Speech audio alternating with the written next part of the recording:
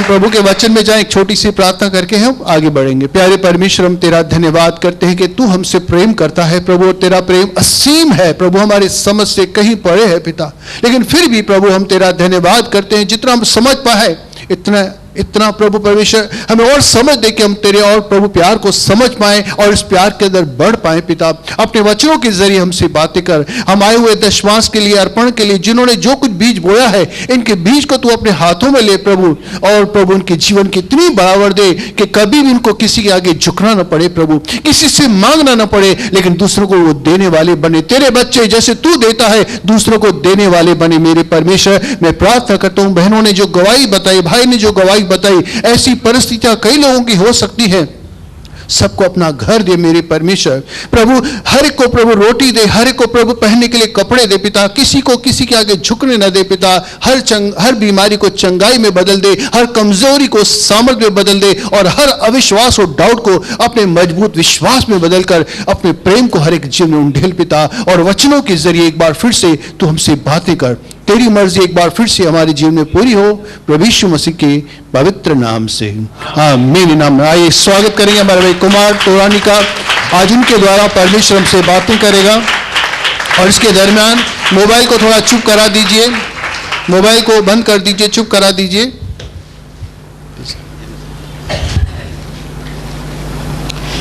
याकूब की पुस्तक 5वां अध्याय।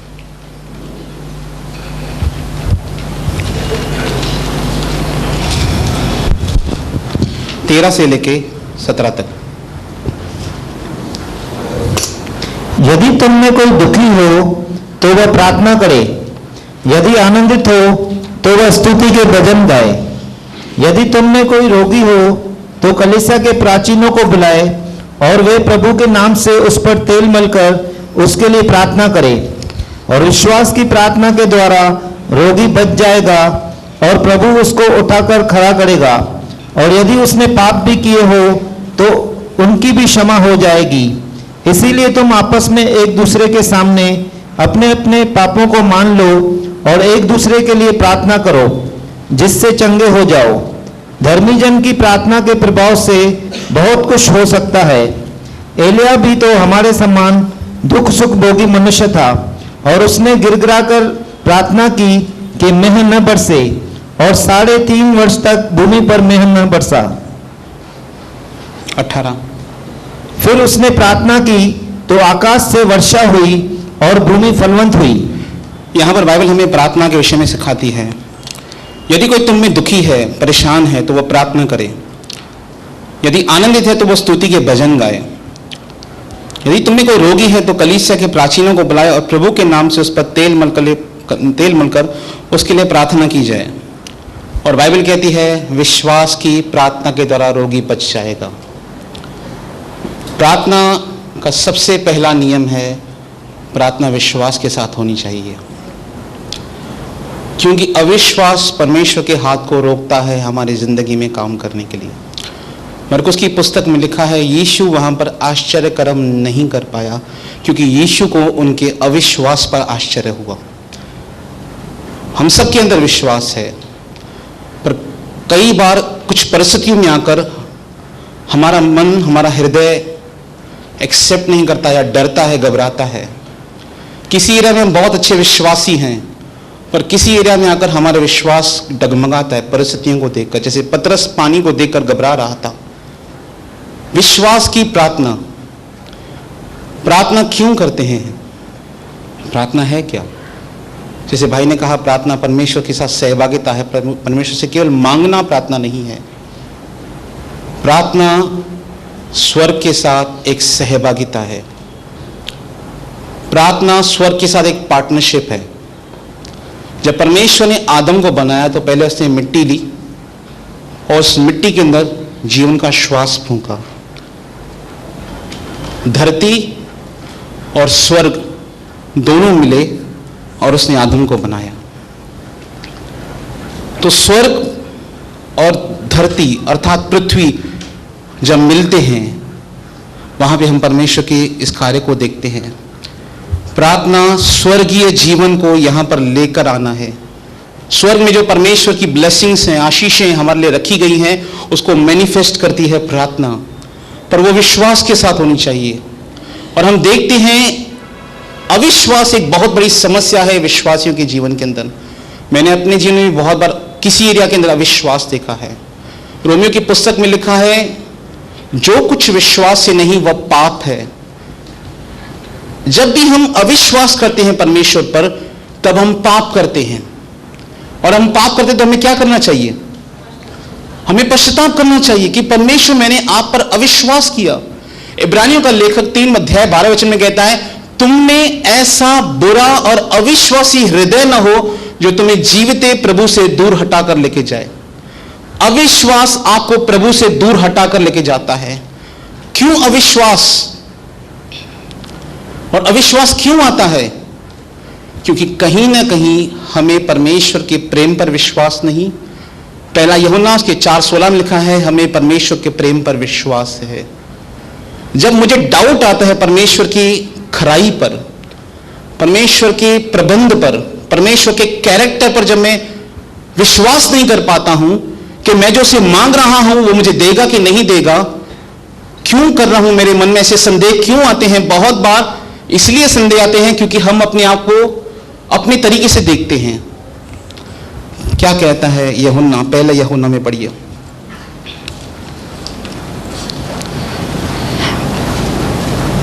प्रार्थना की सबसे बड़ी हिंड्रेंस है अविश्वास, प्रार्थना का पूरा न होना। बहुत सारा, ये बहुत बड़ा विषय है। एक विषय एक सप्ताह के अंदर इसको समझाना शायद कठिन है। ये बहुत बड़ा विषय है क्योंकि बाइबल हमें सिखाती है, अगर मेरे हृदय में अक्षमा है तो मेरी प्रार्थना भी नहीं सुनी जाएगी। तो बहुत बड़ा विषय है। जितना हम उसको देख पाए हम देखेंगे। 19 से पढ़ेंगे, 3 अध्याय, पहला यूहन्ना 3 अध्याय 19 से। इसी से हम जानेंगे कि हम सत्य के हैं। इसी से हम जानेंगे कि हम सत्य के हैं।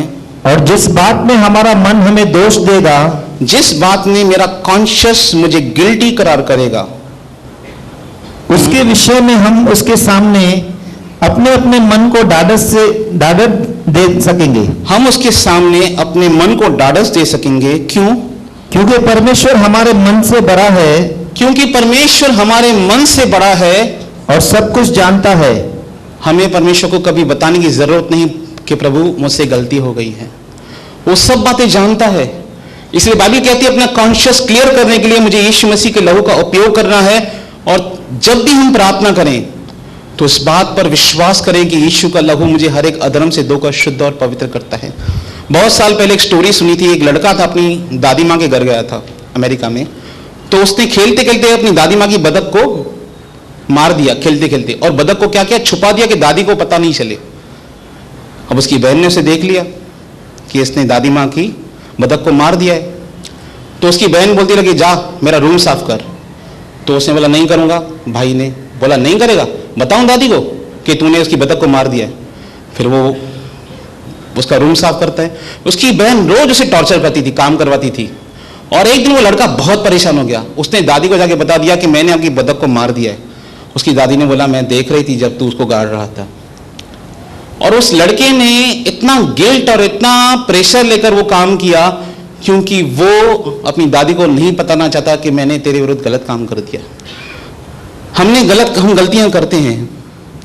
ऐसा कोई बिलीवर है यहां पर जो कह सके कि मैं गलतियां नहीं करता, मेरे मन में कोई बुराई नहीं है, मैं पूरी रीति से शुद्ध और पवित्र हूं? हम सब कहीं ना कहीं चूकते हैं, गिरते हैं, गलतियां करते हैं, अनइंटेंशनली कहें भले, पर हम सब कहीं ना कहीं मिस्टेक्स करते हैं। और जब हम मिस्टेक्स करते हैं तो बहुत बार हमारा कॉन्शियस जो है परमेश्वर के प्रति अशुद्ध हो जाता है और हम रिसीव नहीं कर पाते हैं क्योंकि मुझे परमेश्वर के सही प्रेम का ज्ञान नहीं है। मैं ये नहीं कहता कि मुझसे पाप हुआ है तो मुझे लाइटली लेना शुरू करूं, मैं ये नहीं कह रहा। पर मैं ये कहता हूं अगर हमसे पाप हो जाए तो परमेश्वर के पास एक सहायक है, यीशु मसीह, जो हमारी प्रार्थना को सुनता है। और बाइबल बताती है जब भी हमारा कॉन्शियस गिल्टी है हम प्रभु से रिसीव नहीं कर पाते हैं। क्योंकि मैं क्या करूंगा? फिर मैं अपनी कर्मों की धार्मिकता में चला जाऊंगा और विश्वास के साथ प्रभु को नहीं खोजूंगा। यहां पर क्यों लिखा है कि परमेश्वर हमारे मन से बड़ा है, सब जानता है, उसे सब पता है। अविश्वास, जैसे गलातियों की पुस्तक उसके 5-6 में लिखा है, न खतना कुछ है, न खतना रहित कुछ है, परंतु केवल विश्वास जो प्रेम के द्वारा प्रभाव डालता है। कौन सा प्रेम? मेरा प्रेम नहीं, मेरा विश्वास तब प्रभावित होता है जब मैं परमेश्वर के प्रेम को समझता हूं।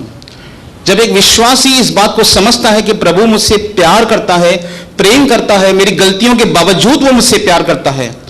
मेरी बात को गलत मत समझिए कि मैं पाप करने के लाइसेंस की ओर आपको लेके जा रहा हूं, नहीं। मैं उन लोगों के लिए कह रहा हूं जो पाप करना नहीं चाहते, पर उनसे गलतियां हो जाती हैं, उनसे पाप हो जाता है। मैं उन लोगों के विषय में कह रहा हूं जो परमेश्वर के विरुद्ध पाप नहीं करना चाहते, परंतु उनसे गलतियां होती हैं, उनसे पाप होते हैं, उनसे अविश्वास होता है, वे गिरते हैं। पर जब गिरते हैं तो प्रभु के पास जाने से उनका मन उनका गिल्टी कॉन्शियस उन्हें रोकता है। क्यों? क्योंकि उनके परमेश्वर पर विश्वास नहीं हो रहा है कि प्रभु मुझे देगा।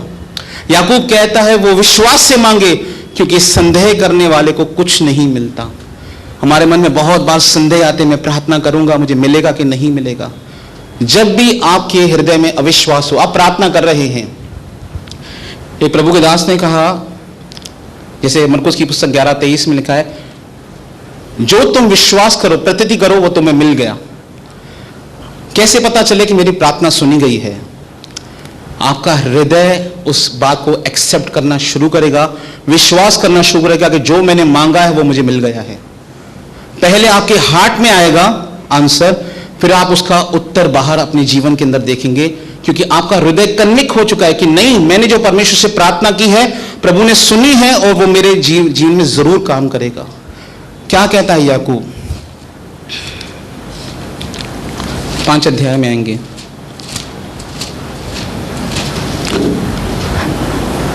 और विश्वास के द्वारा रोगी बच जाएगा,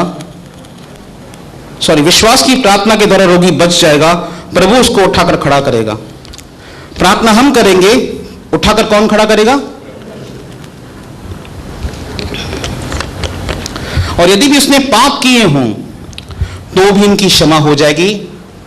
इसलिए बाइबल कहती है आपस में एक दूसरे के सामने अपने अपने पापों को मान लो कि एक दूसरे के लिए प्रार्थना करो। एक दूसरे के लिए प्रार्थना करना 2 कुरिन्थियों 1 अध्याय में लिखा है। 2 कुरिन्थियों 1 अध्याय।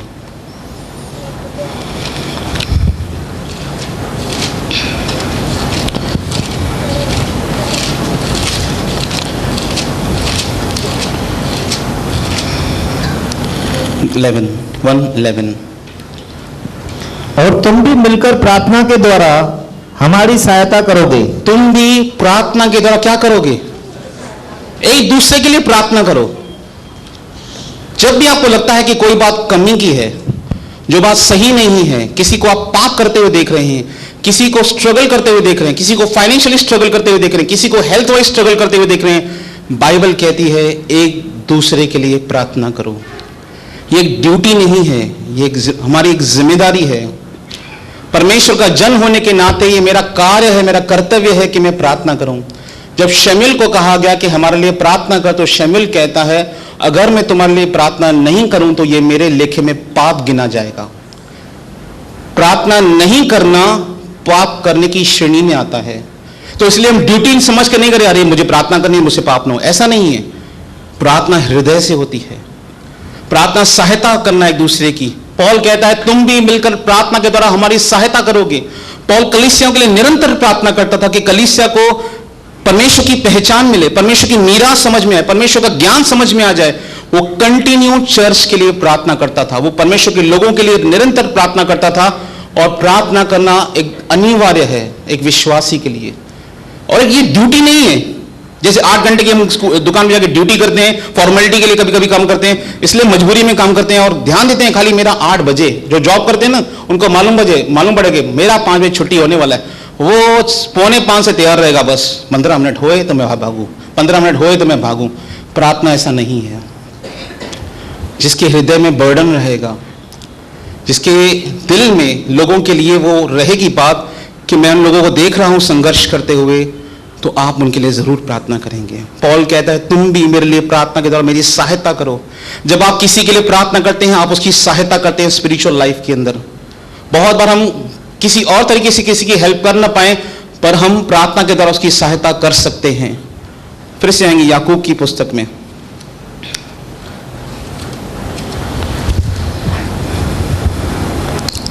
इसलिए तुम आपस में एक दूसरे के 16 इसलिए तुम आपस में एक दूसरे के सामने अपने अपने पापों को मान लो और एक दूसरे के लिए प्रार्थना करो जिससे तुम चंगे हो जाओ।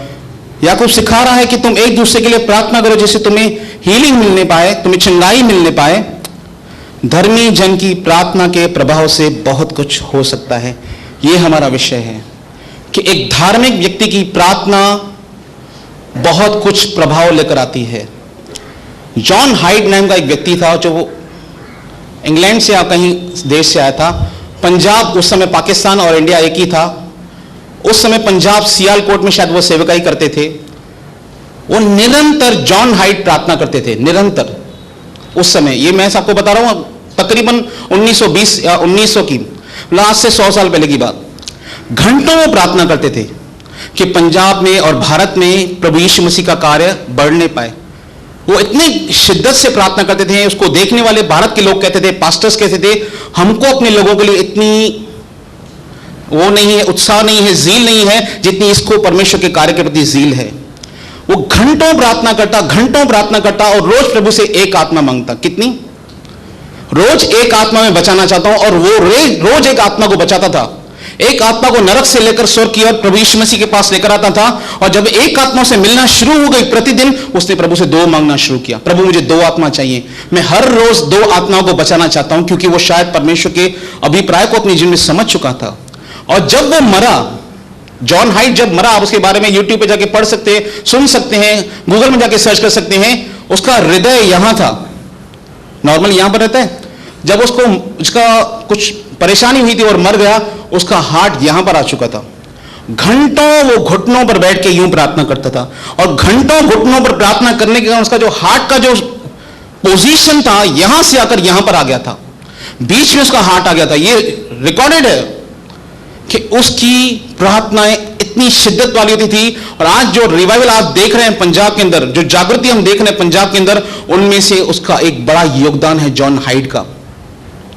एक व्यक्ति की प्रार्थना, एक व्यक्ति जब निश्चय कर ले मैं प्रार्थना करूंगा, एक व्यक्ति जब निर्णय ले कि मुझे प्रार्थना करनी है, फॉर्मेलिटी के लिए नहीं, परंतु परमेश्वर के लोगों के लिए बर्डन, या परमेश्वर से खुद मांगने के लिए क्यों ना हो, जब वो निश्चय लेता है कि नहीं मैं प्रार्थना करूंगा।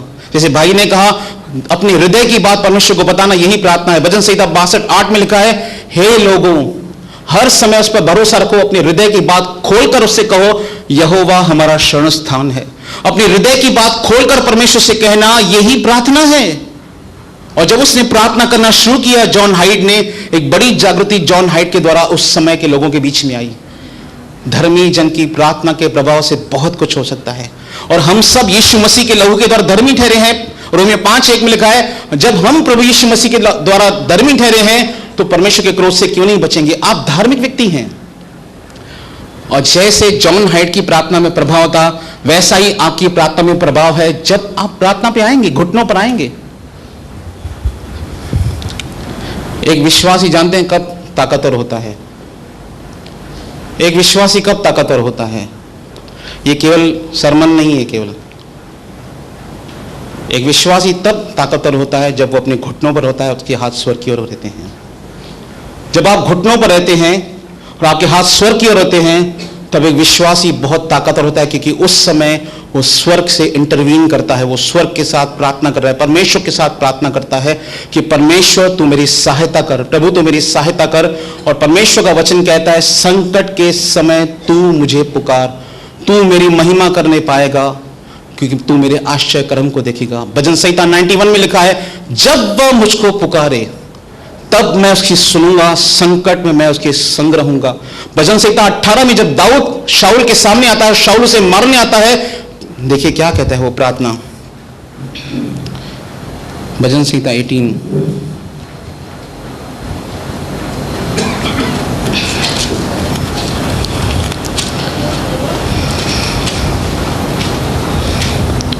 4, 5, 6। मृत्यु की रस्सियों से मैं चारों ओर से गिर गया हूं, और अधर्म की बाढ़ ने मुझको भयभीत कर दिया है। मृत्यु की रस्सियों से मैं चारों ओर गिर गया हूं, शाऊल ने उसे घेर लिया था। अधर्म की बाढ़ ने मुझे भयभीत कर दिया है। वो डर गया था उस समय जब शाऊल ने उसे मारने के लिए अपनी तलवार उठाई थी। पाताल की रस्सियां मेरे चारों ओर थी पाताल की रस्सियां, अधोलोक मेरे सामने खुला हुआ था। दाऊद कहता है, और मृत्यु के फंदे मुझ पर आए थे। मृत्यु मेरे सामने खड़ी थी। दाऊद कहता है अपने संकट में कभी अपने संकट में मैंने यहोवा परमेश्वर को पुकारा, मैंने परमेश्वर पिता को पुकारा, मैंने अपने परमेश्वर की दुआई दी, मैंने अपने परमेश्वर की दोहाई दी, और उसने अपने मंदिर में से मेरी बातें सुनी। उसने मेरी प्रार्थना को सुना है। परमेश्वर हमेशा अपने भक्तों की प्रार्थना पर ध्यान देता है। यही बात भजन संहिता 34 में कहता है कि यहोवा ध्यान धरकर सुनता है धर्मियों की प्रार्थनाओं को। ये प्रार्थना जो ये स्तुति आराधना हम करते हैं, ये व्यर्थ में नहीं जाती है, ये ऐसे ही टाइम पास नहीं है, ये सच्चाई है। जब ये परमेश्वर के पास जाती है, एक बहुत सारा प्रभाव लेकर आती है। प्रकाशित वाक्य की पुस्तक में लिखा है, जब स्वर्गदूत परमेश्वर के सामने धूप का कटोरा लेकर जाता है, जानते बाइबल में क्या लिखा है? ये धार्मिक व्यक्तियों की प्रार्थना है। और जब उसने कटोरा उंडेल दिया, पृथ्वी पर ऐसे भूकंप होने लगे, बाइबल कहती है कि जिससे पृथ्वी हिलने लगी। ये प्रार्थनाओं का प्रभाव है। आपकी प्रार्थनाओं का यह प्रभाव होता है जब स्वर्गदूत आपकी प्रार्थना को प्रभु के सामने लेके जाता है, और अगर वो पृथ्वी पर उंडेल दे तो बाइबल बताती है वहां पे भूकंप होते हैं। आपने ये वचन पढ़ा है शायद, मैं नहीं जानता, पर बाइबल में ऐसा लिखा है। धार्मिक व्यक्ति की प्रार्थनाओं का बहुत सारा प्रभाव होता है। मेरा उद्देश्य आज यहां पर खड़े होकर यही है कि आपको फिर से प्रार्थना के जीवन की ओर अग्रसर करूं। अगर आप में से किसी ने प्रार्थना करना छोड़ दिया है, अपने काम की व्यस्तता के कारण, अपने हृदय के कारण, बहुत सारे बहाने हो सकते हैं, मेरे पास समय नहीं, मैं काम में बहुत बिजी रहता हूं, मैं ये करता हूं, मैं वो करता हूं, मेरे पास समय नहीं रहता, या मन में आपको कुछ दूसरी बातें होंगी। मेरा उद्देश्य यहां पर खड़े होकर आज के प्रचार करने का यही है कि हम में से हर एक व्यक्ति फिर से अपने घुटनों पर आए और परमेश्वर से प्रार्थना करना शुरू करेगा। और जब आप प्रार्थना करना शुरू करेंगे, प्रभु आपसे बातें करना शुरू करेगा, प्रभु आपसे बातें करना शुरू करेगा और आपको अपने बोझ देना शुरू करेगा कि हम किन विषयों पर हम प्रार्थना करें। फिर से आएंगे याकूब की पुस्तक में,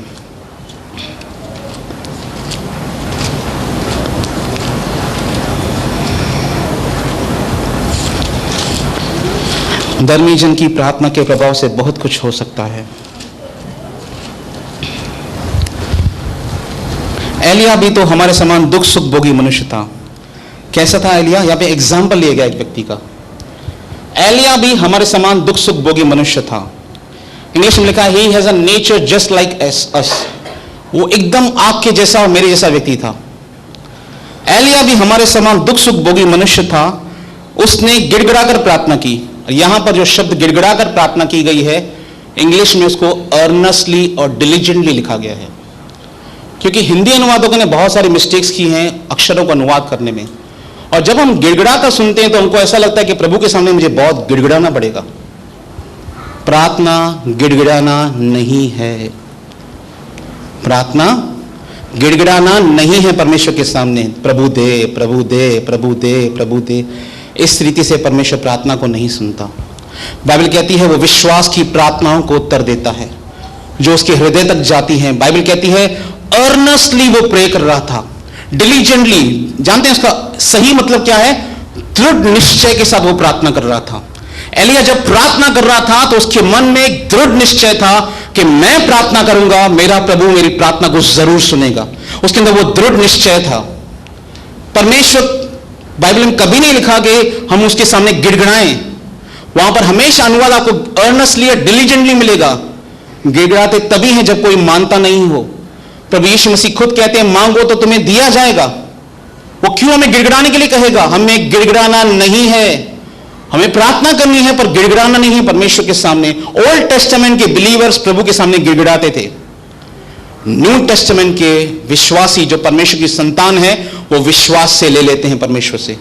परमेश्वर का वचन मत्ती की पुस्तक में लिखा है यूहन्ना बपतिस्मा दाता के दिनों से स्वर्ग राज में बलपूर्वक प्रवेश हो रहा है और बलवान उसे छीन लेते हैं। और इंग्लिश में लिखा है the violent take it by force. आपका विश्वास एक वायलेंट होना चाहिए। जो मेरा विश्वास है मैं उसे लेकर रहूंगा। जैसे वो स्त्री कहती थी अगर मैं उसके वस्त्र को छू लूंगी तो मैं चंगी हो जाऊंगी। उसने यीशु से चंगाई मांगी नहीं, उसने यीशु से चंगाई ले ली। बाइबल में लिखा है violent take it by force. और आपका विश्वास और मेरा विश्वास एक उग्र विश्वास होना चाहिए आत्मिक जीवन के अंदर। कि जो आपका है आपको उसे लेना है विश्वास के साथ कि नहीं प्रभु यह मेरा है और मैं इसे लेकर रहूंगा कैसे भी करके। गिड़गिड़ाना नहीं है। यीशु के मृत्यु के बाद नया नियम आ चुका है और वहां पर हमें गिड़गिड़ाने के लिए बाइबल कभी नहीं सिखाती कि हमें परमेश्वर के सामने गिड़गिड़ाना पड़ेगा। जैसे उड़ाऊ पुत्र के दृष्टांत में यीशु मसीह कहते हैं, हे मेरे पुत्र मैं तेरे साथ था, तूने कभी नहीं लिया, इसमें मेरी कौन सी गलती। परमेश्वर से विश्वास के साथ मांगे कि जो प्रभु मेरा है मैं उसकी घोषणा करता हूं कि मेरे पास होगा और आप उसे ले सकते हैं विश्वास के साथ कि मैं नहीं मरूंगा वरना जीवित रहूंगा, प्रभु के कार्य करता रहूंगा। आपको अपने मुख से अंगीकार करना पड़ेगा परमेश्वर के वचन को कि नहीं परमेश्वर ये मेरा है, मैं उसे लेकर जाऊंगा, चंगाई मेरी है, बरकत मेरी है, मैं उसे लेकर रहूंगा। आपको विश्वास से उसे लेना है। क्या लिखा है परमेश्वर का वचन कहता है, एलिया भी तो हमारे समान दुख सुख भोगी मनुष्य था।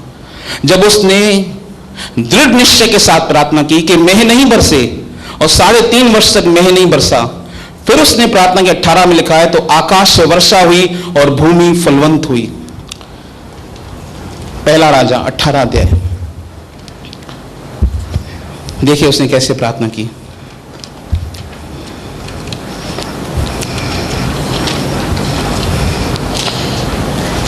इकतालीस से 46 तक यहां पर एलिया अहाब के दिनों में 850 बाल देवताओं के उपासकों को मार चुका है और प्रभु की आंख स्वर्ग से गिरा चुका है। 3.5 साल तक अकाल है। कितने साल? 3.5 साल तक एक बूंद स्वर्ग से नहीं होती है, एक बूंद। भूमि से कोई ओस भी नहीं हुई है, मॉइस्चर भी नहीं आया 3.5 साल तक। न बारिश हुई है न ओस आया है। इसको पढ़िए 17 अध्याय में, 17 अध्याय 1 से लेके पढ़िए। पहले देखिए वो क्या कहता है। और तिशबी एलिया जो गिलाद के परदेशियों में से था, उसने अहाब से कहा, इज़राइल का परमेश्वर यहोवा जिसके सम्मुख में उपस्थित रहता हूं, उसके जीवन की शपथ, इन वर्षों में मेरे बिना कहे न तो मेह बरसेगा और न ओस बरसे पड़ेगी। इन 3.5 सालों में न बारिश आएगी न ओस पड़ेगी। और 3.5 साल तक ऐसा ही हुआ था और लोग एलिया को मारने के लिए ढूंढे थे। और 3.5 साल के बाद जब एलिया उनको मिलता है, 18 अध्याय बाकी सब घर में जाके पढ़ सकते हैं, समय नहीं कि हमको पूरा आपको बता दें। 41 से पढ़ेंगे। जब 3.5 साल पूरे होते हैं, एलिया ने उनसे कहा, एलिया ने उनसे नहीं अहाब से कहा। 41 हाँ यहां पे लिखा है अहाब से। फिर एलिया ने उस समय के दुष्ट अहाब राजा से कहा, वो दुष्ट था, उठकर खा पी, क्योंकि भारी वर्षा की सनसनाहट सुन पड़ती है। क्योंकि भारी वर्षा की सनसनाहट सुन पड़ रही है। कुछ सुनाई दे रहा था? कुछ सुनाई दे रहा था उस समय उसे? आप देखेंगे आपको उसको कुछ सुनाई नहीं दे रहा था फिजिकल वर्ल्ड में। क्या कह रहा है उसे? एलिया ने अहाब से कहा, उठकर खा पी, क्योंकि भारी वर्षा की सनसनाहट की सुन पड़ती है। तब अहाब खाने पीने चला गया। हाँ। और एलिया करमेल की चोटी पर चढ़ गया। अब एलिया करमेल की चोटी पर चढ़ गया प्रार्थना करने के लिए। और भूमि पर गिरकर अपना मुंह घुटनों के बीच किया। उसने क्या किया? घुटनों के बीच में अपना मुंह डाल दिया। आगे? और उसने अपने सेवक से कहा, चढ़कर समुद्र की ओर दृष्टि कर देख। तब उसने चढ़कर देखा और लौटकर कहा, कुछ नहीं दिखता। एलिया ने कहा, फिर 7 बार जा। उसने अपने सेवक से चढ़कर कहा, चलकर समुद्र की ओर दृष्टि कर। तब उसने चढ़कर देखा और लौटकर कहा, कुछ नहीं दिखता। वो एक सेवक को भेजता है, देख कुछ हो रहा है क्या? 3.5 साल तक पूरी तरीके से धूप है, परेशानियां हैं, समस्या है, और वो कहता है जाके देख कर आ। और वो कहता है कुछ नहीं दिखता। और वो क्या कहता है? लिखा है बाइबल में, उसने 7 बार उसे भेजा और कहा, जा आज किसी की प्रार्थना न सुनी जाए और परिस्थिति को देखे। कहा थे कम तो थे। कितना मैं इस बात का दुखी होता हूं, सच में मैं हृदय से इस बात से दुखी होता हूं जब मैं विश्वासियों को नकारात्मक अंगीकार करते हुए देखता हूं। मैं समझता हूं कम से कम 8 से 10 सरमन तो मैंने प्रीच किए होंगे, उसके बाद पास्टर हीरो ने अलग से प्रीच किया होगा कि परिस्थितियों को देखकर उन परिस्थिति को अंगीकार मत करो, पर थोड़ा कुछ हो जाए विश्वासियों के जीवन में, समझाओ थोड़ा, नहीं करो ऐसा, बुदनो थोड़ी कोई। इतना मुंह में नकारात्मक भरा पड़ा है विश्वासियों के मन में और उनके मुंह के अंदर कि वो वैसा ही उनके साथ हो रहा है जैसा उनके मुंह के अंदर है। परमेश्वर का वचन कहता है, व्यवस्था चितौनियों की चर्चा करो, जब तक मेरे लोग ऐसा नहीं होंगे बोलेंगे, उनके लिए पौ नहीं फटेगी। एलिया कहता है, जा देख कर आ। वो कहता कुछ नहीं दिखता। उसने कहा 7 बार उसे भेजा। फर्स्ट बार भेजा होगा, यहां का कोई बिलीवर होगा, काथे या सब गड़बड़ तो समझे, कुछ आया काथे, कंप्लेंट्स, आर्ग्यूमेंट्स। बहुत से लोग परिस्थिति को देखकर कहते हैं नहीं होगा कुछ काम। विश्वासी लोगों की ये स्टेटमेंट्स हैं, परिस्थिति को देख करके नहीं होगा, नहीं बढ़ेगा काम परमेश्वर का, ऐसी स्टेटमेंट्स विश्वासी लोग देते हैं। मैंने उस दिन एक संडे को गवाही सुनी। सैटरडे पास्टर सलीम खान की मीटिंग पे गया था। उन्होंने कहा, वो मत बोलो जो देख रहे हो, वो बोलो जो देखना चाहते हो। क्या बोला? वो मत बोलो जो देख रहे हो, वो बोलो जो देखना चाहते हो। और संडे के समय सरमन को सुन रहा था। एक डॉक्टर पॉल यंगीचू, जो साउथ अफ्रीका में एक सबसे बड़ी कलीसिया के अगुए पास्टर हैं, उनकी कलीसिया में उस समय 7 लाख लोग आते थे। कितने? और उन्होंने झोपड़पट्टी से सेवकाई स्टार्ट की साउथ कोरिया के अंदर, और प्रभु से प्रार्थना की, प्रभु मुझे एक साइकिल चाहिए, मुझे एक टेबल कुर्सी चाहिए। तो प्रार्थना का उत्तर नहीं आया। तो उसे प्रभु से कहा, प्रभु मैं आपसे साइकिल मांग रहा हूं, आपका सेवक होकर आपको टेबल कुर्सी मांग रहा हूं, और आप मुझे टेबल कुर्सी भी नहीं दे रहे हैं। तो प्रभु ने उससे कहा, तूने मुझसे बताया कि तुझे कौन से कलर की साइकिल चाहिए? तूने मुझे बताया कि तुझे कौन से लकड़ी की टेबल कुर्सी चाहिए? उसने बोला, यार मैंने तो ये नहीं बताया। ऐसा बताऊं? तो उसने कहा, मुझे रेड बाइसाइकिल चाहिए, वो भी अमेरिकन कंपनी की, और मुझे ये वुड की ये टेबल चेयर चाहिए। और वो प्रार्थना करने लगा। थोड़े दिनों के बाद एक व्यक्ति आया जो अमेरिका से जॉब करता था वहां पे साउथ कोरिया में, और रिटायर होकर वो जा रहा था अमेरिका। उसने कहा, मैं अपनी बाइसाइकिल वापस आपको गिफ्ट करना चाहता हूं, क्योंकि मैं अमेरिका नहीं ले जा सकता, मैं इसे गिफ्ट करना चाहता हूं आपको। और वही कंपनी की साइकिल थी, वही कलर की साइकिल थी। जॉश मुलर ने, एक प्रार्थनावादी व्यक्ति था, उसने अनाथ आश्रम खोला, पहला अनाथ आश्रम खोला।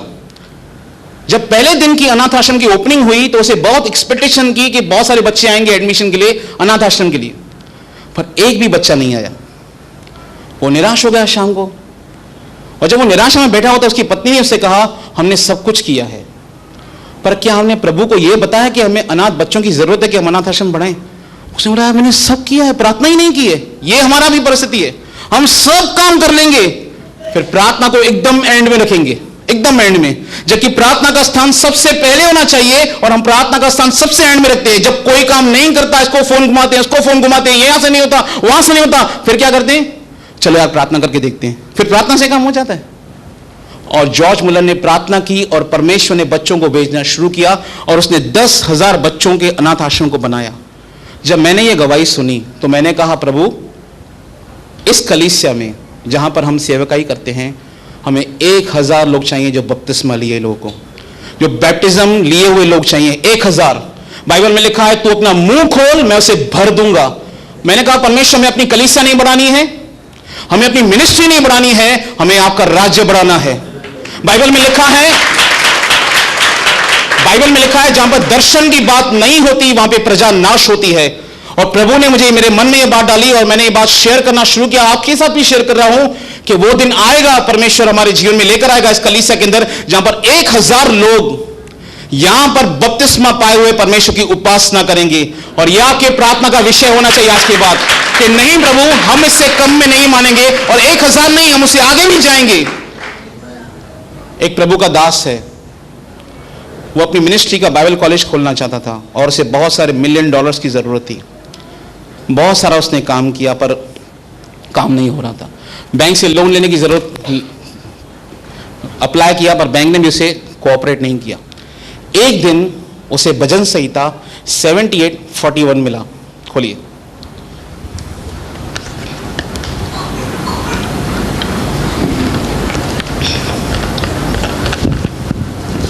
वे बार बार ईश्वर की परीक्षा करते थे और इज़राइल के पवित्र को खेदित करते थे। इंग्लिश में लिखा है सही रीति से, ये they turn back and tempted God. उन्होंने परमेश्वर की परीक्षा की इजरायलियों ने, and limited the Holi one of Israel. तब प्रभु ने उससे कहा, एंड्रयू तू अपनी छोटी सोच के द्वारा मुझे रोक रहा है। जब उसके पास ये वचन आया, उसने कहा, ऐसा हुआ कि मेरे मिनिस्ट्री के अंदर जैसे परमेश्वर ने फाइनेंस के लिए डैम खोल दिए थे। और आज उसकी मिनिस्ट्री को उसने 11,000 करोड़, उसकी बाइबल कॉलेज की जो पूरी बिल्डिंग्स हैं उसकी वो वैल्यू है आज 11,000 करोड़। उसके पास कुछ भी फंड्स नहीं थे उस समय। और जिस समय उसे ये परमेश्वर का वचन मिला उस समय अमेरिका में 9/11 अटैक हुआ था। सारी मिनिस्ट्रीज नीचे जा रही थी, सारी मिनिस्ट्रीज, सारी सेवकाइयां नीचे जा रही थी। कोई भी अमेरिका में प्रभु के राज्य में देना नहीं चाहता था, सब लोग चैरिटी कर रहे थे। और ये अकेली मिनिस्ट्री ऊपर जा रही थी क्योंकि उसे एक परमेश्वर का वचन मिला था कि तू अपनी छोटी सोच के द्वारा मुझे रोक रहा है। और वहां से परमेश्वर ने उसे कहा, डोंट लिमिट मी, तू मुझे लिमिटेड मत कर अपनी सोच के द्वारा। बहुत बार हम परमेश्वर को अपनी मन के अंदर लिमिटेड कर देते हैं, ये कर सकता है, ये नहीं कर सकता है, ये कर सकता है, ये नहीं कर सकता है। हमने लिस्ट बनाकर रखी अपने हृदय के अंदर, प्रभु ये बड़ा काम है करेगा, ये छोटा काम है हाँ ये हो जाएगा, खांसी बुखार है निकल जाएगा। हम छोटी छोटी बातों पर आसानी से विश्वास करते हैं, पर जब बड़ी बात आती है तब हम डर जाते हैं, घबरा जाते हैं। जैसे पास्टर अंकित ने कहा, स्विमिंग आप 6 फीट के पानी में करो या 1000 फीट के पानी में करो, नियम तैरने का एक ही है। प्रार्थना का भी एक नियम है, विश्वास के साथ प्रार्थना करें। अपनी प्रार्थना जो आप कर रहे हैं विश्वास करें परमेश्वर की सामर्थ पर। एलिया के समान हम भी हैं, दुख सुख भोगी मनुष्य हैं, पर बाइबल बताती है जब उसने देखा, 43 के अंदर फिर से पढ़ेंगे 18:43,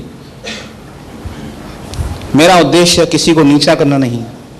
मैं उस दिन एक बिलीवर को कह रहा था, ऐसा मत बोलो, बोला मानता ही नहीं है भाई, वचन में नहीं लिखा है ऐसा मुंह से नहीं बोलो, मानता ही नहीं है। 3 बार मैंने बोला और मैं खेदित हो गया अपने मन के अंदर, यार इतना सिखाता हूं वचन, इतना वचन सिखाता हूं कलीसिया में खड़े होकर, क्यों नहीं विश्वासियों के हृदय में नहीं जाता, क्यों नहीं उनके मन में जाती ये बातें कि मुंह से सही अंगीकार करें। एक विश्वासी की सबसे बड़ी प्रलोभन जानते हैं क्या है? वो परिस्थितियों को अंगीकार करना शुरू करे, और जब वो परिस्थिति को अंगीकार करता है उसी परिस्थितियों में सालों साल रहता है। पर जब वो विश्वास के साथ अंगीकार करता है, नहीं जैसा वचन में लिखा है वाह वैसा ही मेरे साथ होगा, तब उसकी परिस्थितियां बदलती हैं। ये नियम एक बिलीवर को सीखना पड़ेगा। जैसे रोमियो की पुस्तक में लिखा है, हृदय से विश्वास और मुंह से अंगीकार। जब ये और ये तीनों एक हो जाएंगे तब आप परमेश्वर के कार्य को अपने जीवन के अंदर देखेंगे। मैं अंगीकार कर रहा हूं पर कहीं ना कहीं हृदय में अल्पविश्वास आ रहा है, होगा, मांग तो रहा हूं, बोल तो रहा हूं, होगा होगा होगा, डाउट्स आ रहे हैं। अगर आपके अंदर अविश्वास आपको दिखाई देता है, आप क्या करेंगे? मैंने अपने अंदर अविश्वास देखा है बहुत बार। किस एरिया के अंदर? मैंने परमेश्वर से प्रार्थना की है। जब एक बार यीशु मसीह के पास एक व्यक्ति को लेकर आया जिसके अंदर दुष्ट आत्माएं थी, उसका फादर उसे बोलता है, यदि तू हमारी सहायता कर सकता है तो कर। क्या कहा यीशु से? यदि तू कुछ कर सकता है तो कुछ कर। यीशु ने कहा, यदि, यह क्या बात है? विश्वास करने वाले के लिए सब कुछ हो सकता है। तो वह बालक का पिता उसे कहता है, प्रभु मैं विश्वास करता हूँ, मेरे अविश्वास का उपाय कर। आप प्रभु से प्रार्थना कीजिए, प्रभु मेरे हृदय में अविश्वास है, इसका उपाय कीजिए। अविश्वास का उपाय केवल परमेश्वर ही कर सकता है, कोई नहीं कर सकता है। वचन पर विश्वास करें, प्रार्थना करें, पवित्र आत्मा से सहायता मांगे। रोमियो 8:26 में लिखा है, हम नहीं जानते प्रार्थना किस प्रकार से करना चाहिए। रोमन 8:26 बोलेंगे।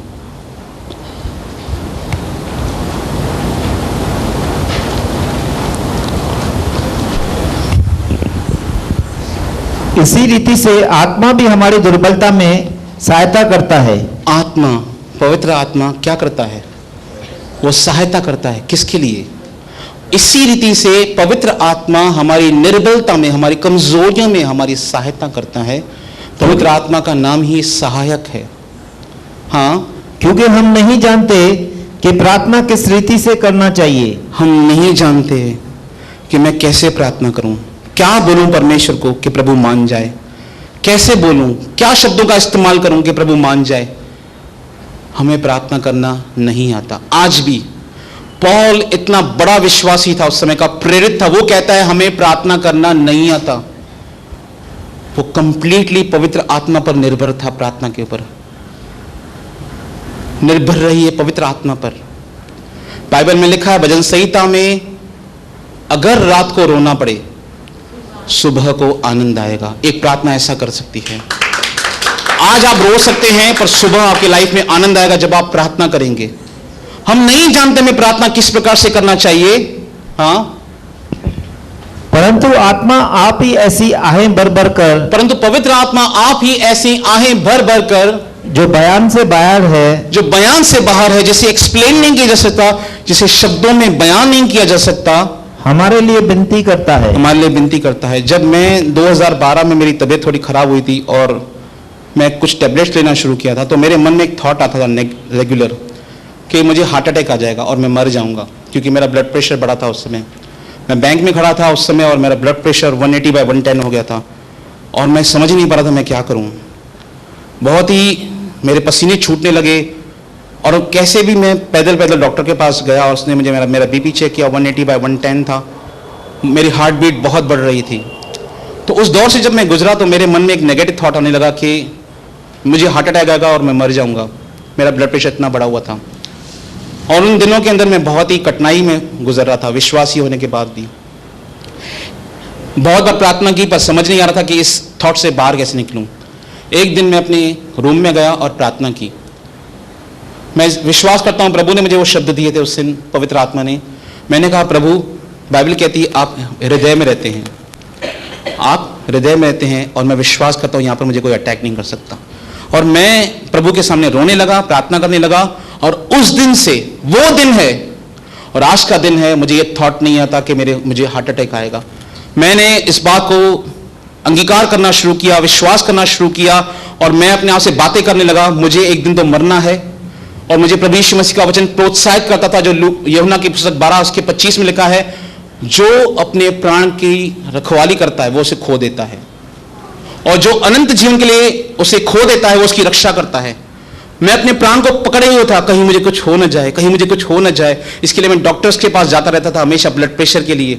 पर जिस दिन परमेश्वर ने मेरी सहायता की प्रार्थना में, उस दिन से मैं डॉक्टर के पास नहीं गया ब्लड प्रेशर चेक कराने के लिए। हाँ, मेरी टेबलेट चालू है, मैं आज भी लेता हूं, पर मैं आपको बता रहा हूं कि मैं कंटिन्यू डॉक्टर के पास गया था।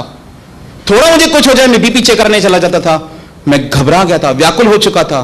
पर जब पवित्र आत्मा ने मेरी सहायता की और जब मैं प्रार्थना में बैठा और मैं प्रभु के सामने फूट फूट कर रोने लगा कि प्रभु, मेरे मन में ऐसे विचार आते हैं कि मैं मर जाऊंगा जल्दी इस छोटी सी उम्र में, तब परमेश्वर ने मेरे अंदर से मृत्यु के भय को निकालना शुरू किया।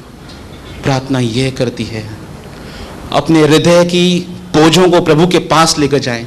जो बोझ आप इतने सालों से मन में संभाले बैठे हैं, उसको प्रभु के पास लेकर जाए और विश्वास करते हैं कि प्रभु आपकी प्रार्थना को सुनेगा और परिस्थिति को बदल देगा, जैसे एलिया की तरह उसने परिस्थिति को बदला। हम फिर से आएंगे राजा की पुस्तक में,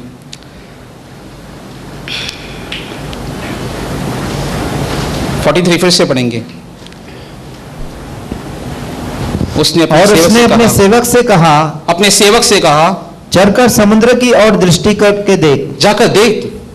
हाँ? तब उसने चढ़कर देखा और लौटकर कहा, कुछ नहीं दिखता, कुछ नहीं दिख रहा। हाँ? एलिया ने कहा, फिर 7 बार जा। 7 बार उसे भेजा। आगे 7वीं बार उसने कहा, 7वीं बार जब वो छोटा बच्चा आया उसके पास, एलिया के पास, क्या कहता है देखिए, देख समुद्र में से मनुष्य का हाथ सा एक छोटा बादल उठ रहा है। कितना? समुद्र के हाथ के जितना इतना, मनुष्य के हाथ के जितना इतना बादल दिखाई दे रहा है। इतना छोटा सा बादल उसे दूर से दिखाई देने लगा। और वो क्या कहता है? एलिया ने कहा, अहाब के पास जाकर कह, एलिया ने कहा, अहाब से जाकर कहो कि रथ जुतवा कर नीचे जा, तो जल्दी जा अपने घर की ओर। कहीं ऐसा न हो कि तू वर्षा के कारण रुक जाए, कहीं ऐसा न हो कि इतनी भारी बारिश हो जाए कि तू कहीं रुक न जाए, जल्दी घर पहुंच जाके। उसको कहता है आगे, थोड़ी ही देर में आकाश वायु से उड़ाई हुई घटाओं और आंधी से काला हो गया और भारी वर्षा होने लगी और अहाब सवार होकर यिज्रेल को चला।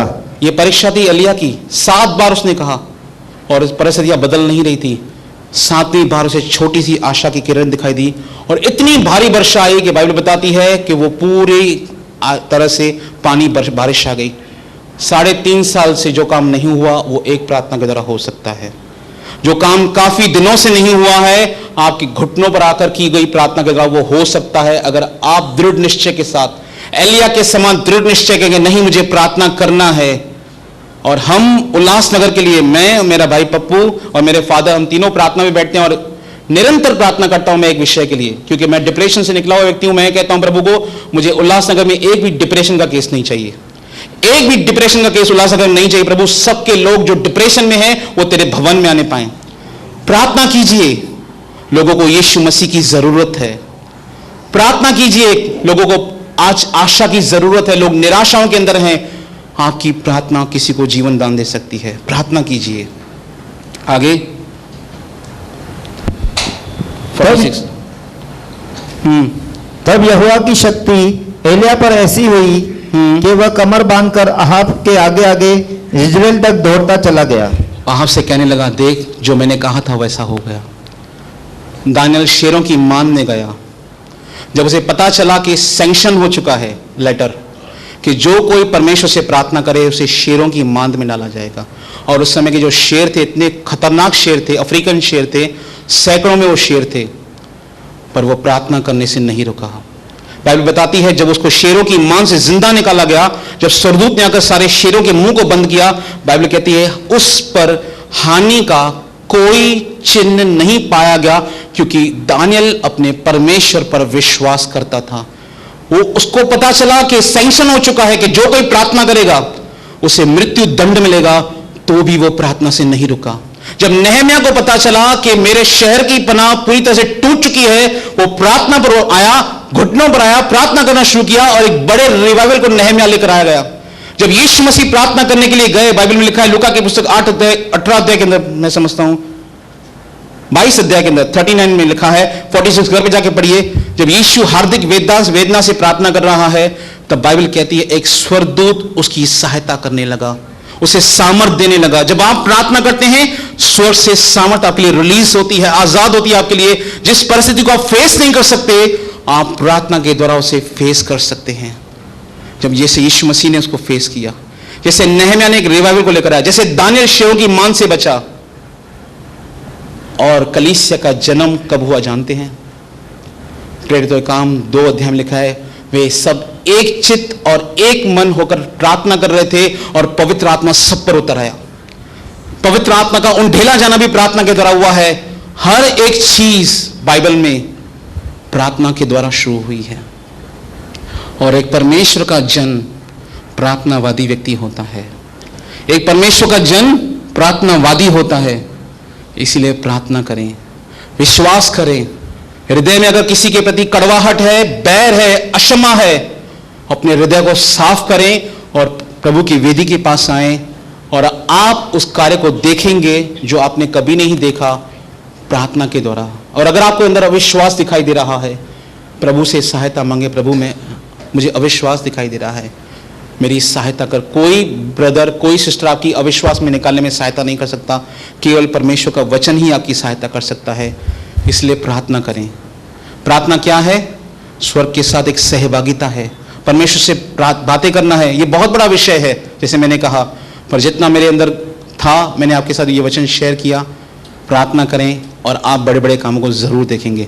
और उस विषय के लिए भी प्रार्थना जरूर करें जो मैंने प्रभु से मांगा है कि कितनी आत्माएं चाहिए?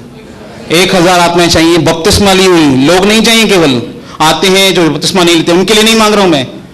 वो लोग जो यीशु के शिष्य बनना चाहते हैं, हम उनको आत्मा को बचाना है। और ये अकेले एक व्यक्ति का काम नहीं है, ये हम सबका मिलकर का काम है। नहम्याह ने जब प्रार्थना की, बाइबल में लिखा है 52 दिनों में उन्होंने शहरपनाह बनाई। कितने दिनों में? और बाइबल कहती है वो ऐसे काम करते थे जैसे लगता है एक आदमी काम कर रहा है। हम भी प्रार्थना करेंगे और प्रभु के लोगों को यहां पर बचाएंगे। प्रभु आपको आशीष करें।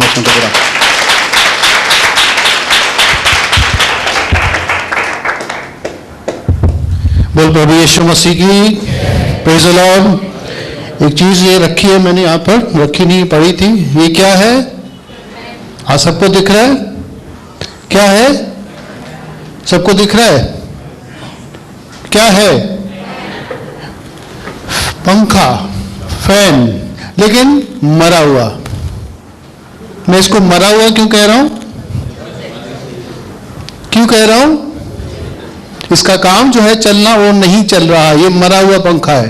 केवल पंखा नहीं है, ये बिलीवर है, ये विश्वासी है, लेकिन मरा हुआ, क्योंकि ये अब काम नहीं कर रहा है। क्यों काम नहीं कर रहा है? ये काम क्यों नहीं कर रहा है? इसमें इसका काम क्या है? इसका काम है हवा देना, लेकिन हवा नहीं दे रहा है। क्यों नहीं दे रहा है? क्यों नहीं दे रहा है? खराब नहीं है भाई,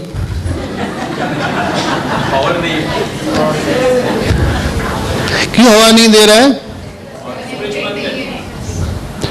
नॉट कनेक्टेड, जुड़ा हुआ नहीं है। किससे? सोर्स, पावर से जुड़ा हुआ नहीं है।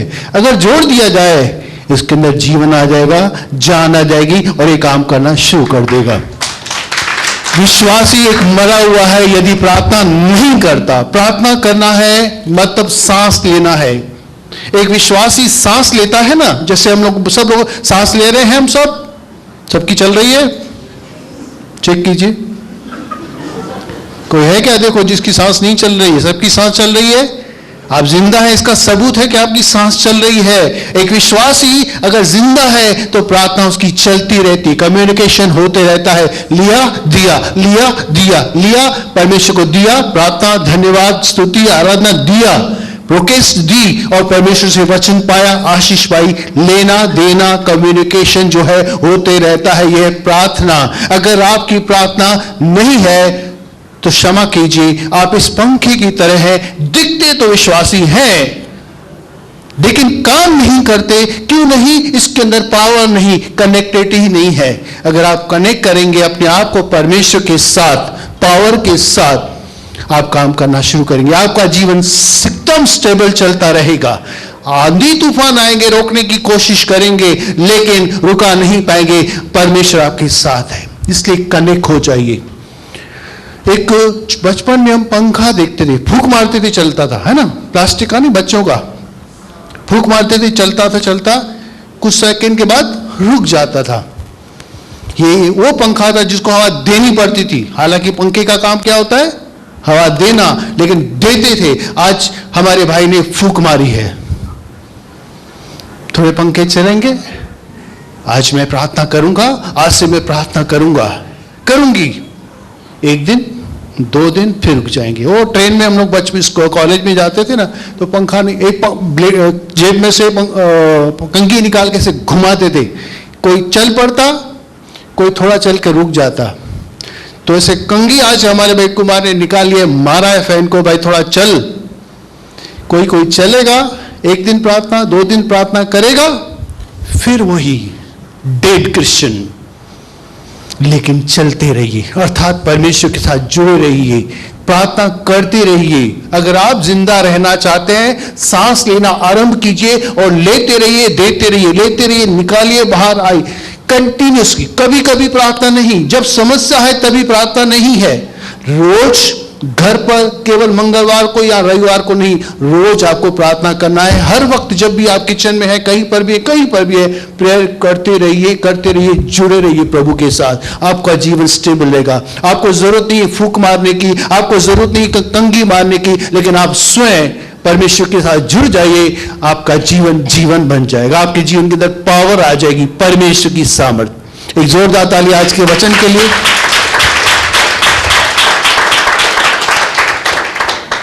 मैं आपसे यही कहना चाहता हूं, प्लीज प्रार्थना कीजिए। प्रभु आपकी प्रार्थना सुनने के लिए तत्पर है।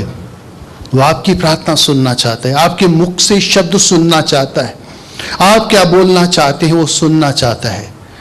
दूसरों से करवाते हैं, अच्छी बात है, ठीक है, लेकिन वो आपसे भी प्यार करता है। आप हर एक जन यहां पर बैठे हुए, आप उसके प्रिय बच्चे हैं और वो अपने बच्चे की आवाज सुनना चाहता है। आप स्वयं प्रार्थना कीजिए।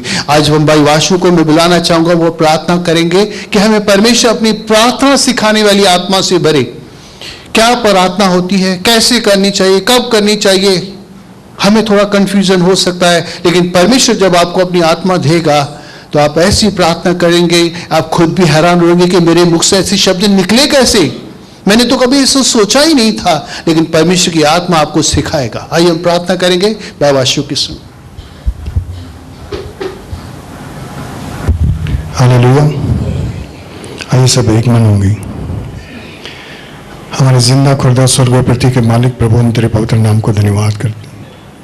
प्रभु आज हम सब भाई बहन एक मन होकर तेरे समीप आते हैं। मेरे परमेश्वर, आज जैसे तेरा शब्द आया प्रभु, मांगो तुम्हें दिया जाएगा।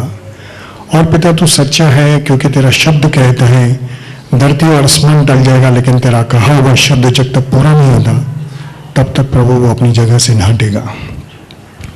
प्रभु हम इसके लिए धन्यवाद करते हैं, क्योंकि तू असंभव कार्य को संभव करने वाला हमारा जिंदा खुदा है। प्रभु हम सबका उद्धार तूने किया है, और पिता अपने पास आने दिया, अपने पुत्र के द्वारा उस बलिदान से प्रभु हमें छुड़ाया, और लहू से मोल लेकर प्रभु तूने अपनी संतान बनाया, अपने समीप आने दिया। उसके लिए हम तेरे पवित्र नाम को धन्यवाद कर।